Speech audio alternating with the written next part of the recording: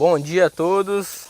Hoje é dia 11 de novembro, estamos aqui, alunos da ETEC, Dr. José Luiz Viana Coutinho, na matéria de uso sustentável do solo e da água. Viemos fazer um trabalho que o objetivo é medir a vazão do córrego Tamburi. A importância desse cálculo é saber quanto de água passa aqui para após a gente poder trabalhar com os métodos de irrigação, para a gente poder saber quanto de água tem correndo na nossa propriedade. Agora, nesse vídeo, a gente vai explicar como se faz o cálculo e fazer o cálculo na prática. Vou passar agora para o colega que vai explicar quais serão as ferramentas utilizadas. Em relação às ferramentas utilizadas no trabalho, são as seguintes: estaca, o cronômetro no celular, um caderno, arame ou fio, barbante e uma garrafinha PET, para poder realizar a sequência do trabalho. E agora a gente vai soltar a garrafa lá para mostrar na prática como que é feito para medir a velocidade com o Breno lá.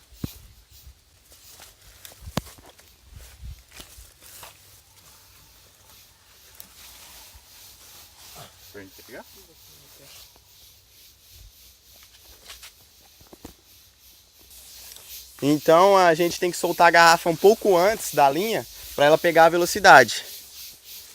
E aí você marca o cronômetro, solta o cronômetro.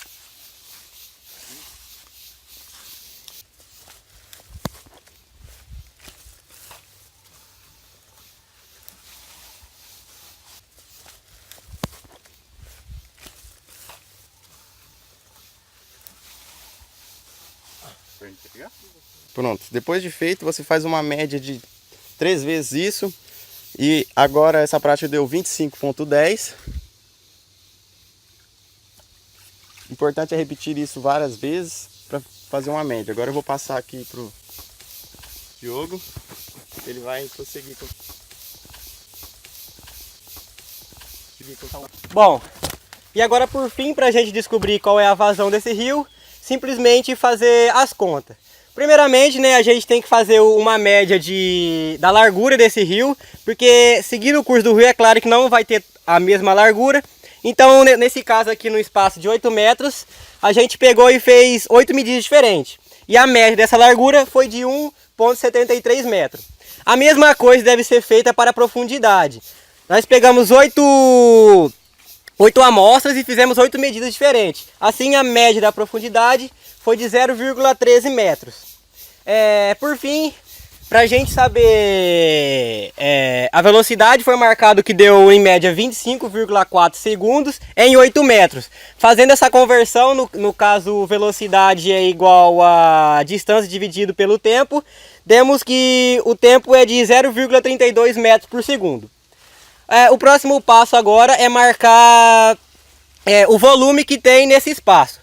Primeiramente a gente vai desenhar a área. Se a gente pegar uma área da seção transversal do rio, deu que a média de profundidade foi 0,13 metros, enquanto a média de comprimento foi de largura, quer dizer, foi de 1,73 metros, a área foi referente a 0,225 metros quadrados. Multiplicando esse valor pelo total do espaçamento, do comprimento da amostra, demos que deu 1,8 metros cúbicos. Convergindo isso para litros, um total de 1.800 litros de água em 25,14 segundos. Ou fazendo uma outra conversão, se a gente quiser saber quanto é a vazão por segundo, divide somente 1.800 pelo tempo, que é 25,14. Isso dá uma média de 71,6 litros por segundo. Então dessa forma é que se mede a vazão de um córrego ou rio para métodos de irrigação.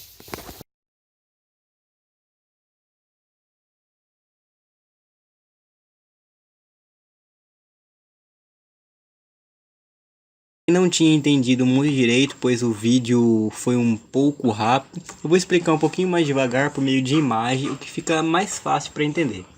Como já havia dito, você precisa primeiramente tirar várias medidas da largura desse rio. Por que fazer isso? Imagine que essas duas linhas na tela sejam as duas margens de um rio. Você está vendo que elas possuem muitas irregularidades.